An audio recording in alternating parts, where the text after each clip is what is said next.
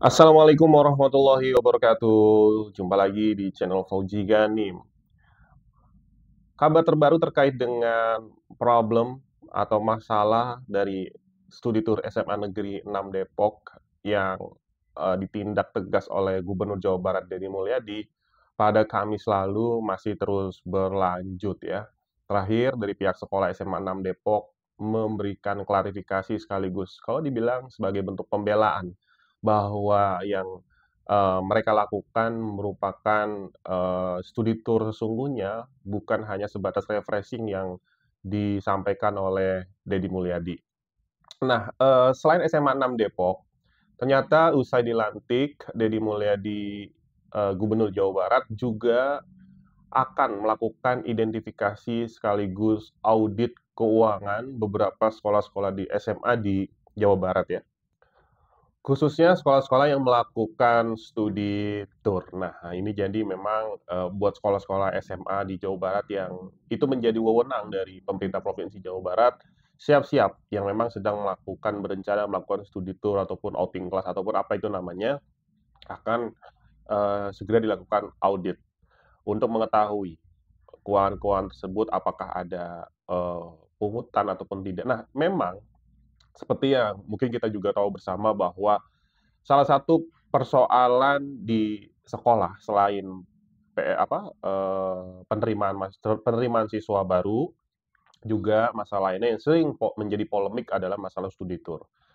Semakin hari, setiap tahunnya, persoalan ini semakin besar karena juga seiring bertambahnya biaya tur yang sangat besar juga.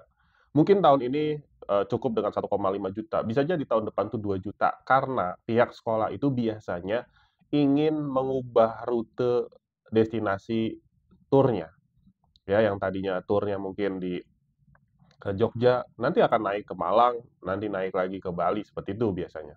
Nah, Gubernur Jawa Barat Deddy Mulyadi ini menurut, kontan.co.id mengungkapkan telah mencopot kepala sekolah SMA 6 Depok yang tetap memberangkatkan para siswanya studi tour ke Bali. Eh, Pencopotan kepala sekolah SMA 6 tersebut dilakukan usai Deddy Mulyadi resmi dilantik menjadi Gubernur Jawa Barat pada hari Kamis 20 Februari lalu. Gubernur Jabar baru tersebut atau kenal atau akrab disapa KDM mengunggah video di kanal YouTube-nya yang membahas soal penonaktifan sementara kepala sekolah SMA 6 Depok. Mengutip dari video dari kanal YouTube, Deddy Mulyadi Channel, beliau telah mengunjungi beberapa sekolah untuk melakukan audit terkait pengelolaan keuangan. Saya ingin coba diaudit saja sekolah-sekolah tersebut pengelolaan keuangannya. Ada nggak sih pungutan-pungutan yang di luar ketentuan pemerintah? Ujar Deddy Mulyadi dalam konten tersebut. Beberapa nama sekolah yang telah dikunjungi Deddy Mulyadi itu diantaranya SMA Negeri 4 Kerawang, SMA Negeri 7 Cirebon, dan SMA Negeri 6 Depok. Pencopotan kepala sekolah SMA 6 Depok itu dikaitkan dengan surat edaran PJ Gubernur terkait studi tour yang diterbitkan pada bulan Mei tahun 2024 lalu pasca adanya kecelakaan bus yang mengalami kecelakaan di Subang.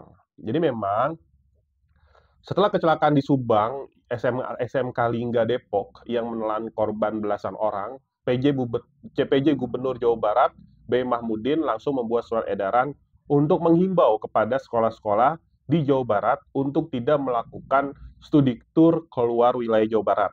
Kecuali waktu 2024 dia sudah melakukan down payment pembayaran atau kerjasama kontrak dengan hotel-hotel ataupun dengan transportasi menuju destinasi.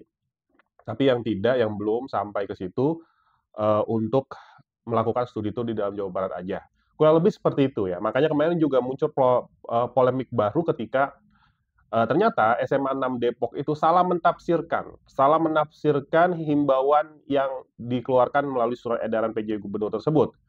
Menurut Humas SMA 6 Depok, bahwa surat edaran itu bunyinya adalah himbauan, bukan larangan gitu ya. Jadi menurutnya yang namanya himbauan itu menghimbau, jadi masih boleh dilaksanakan sebetulnya. Nah, makanya SMA 6 Depok eee tetap jalan studi tour ke Bali karena itu sifatnya adalah himbauan ya, bukan larangan. Nah, menanggapi hal tersebut, Deddy Mulyadi meminta dibuatkan surat tugas untuk memeriksa sekolah-sekolah yang dalam sorotan, terutama pengelolaan PIP. Terutama pengelolaan PIP, karena PIP ini dianggap bermasalah di dua. Satu, yang menerima bukan yang berhak, yang keduanya seringkali ada potongan atau penggunaan uang untuk kepentingan PIP itu sendiri, ujar Deddy Mulyadi saat menelpon Sekda dalam konten konten YouTube di kanal Deddy Mulyadi Channel. Nah, jadi selain persoalan, tadi ya, PSBB, kemudian persoalan studi tour, ada lagi saat ini yang ramai adalah persoalan PIP. Bantuan Indonesia Pintar itu ya, di mana itu seringkali diberikan kepada yang tidak berhak sebetulnya. Kemudian yang kedua, itu adanya potongan-potongan. Jadi misalkan keluar sekian, dipotong dulu oleh pihak sekolah, akhirnya yang turun ke siswa tidak sebesar yang seharusnya. Itu yang sering terjadi, makanya perlu diaudit. Nah, makanya nih, nanti kalau saat ini sepertinya, eee, Kang Deddy masih retreat ya di Magelang setelah ini sepertinya. Walaupun memang sudah ditugaskan kepada Sekda untuk, melakukan audit tersebut kepada sekolah-sekolah SMA di Jawa Barat. Kedepannya sekolah-sekolah yang tengah dalam sorotan juga tengah diidentifikasi dan pemerintah akan memberikan sanksi jika melanggar ketentuan yang telah ditetapkan sebelumnya terkait studi tour.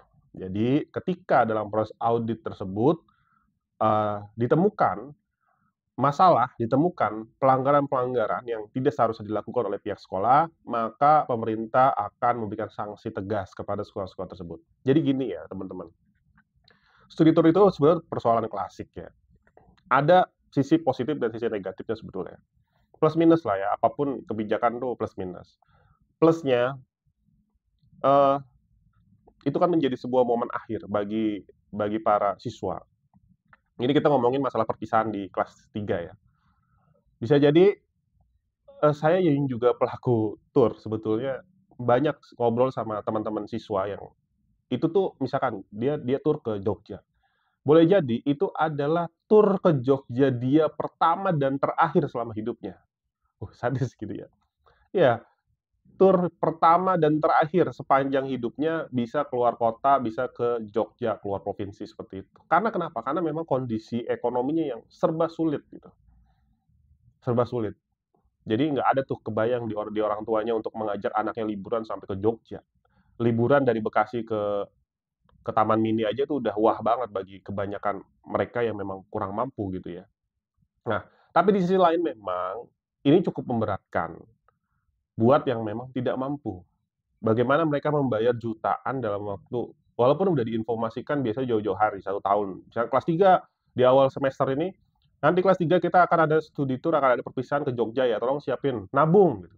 Nah, biasanya begitu memang.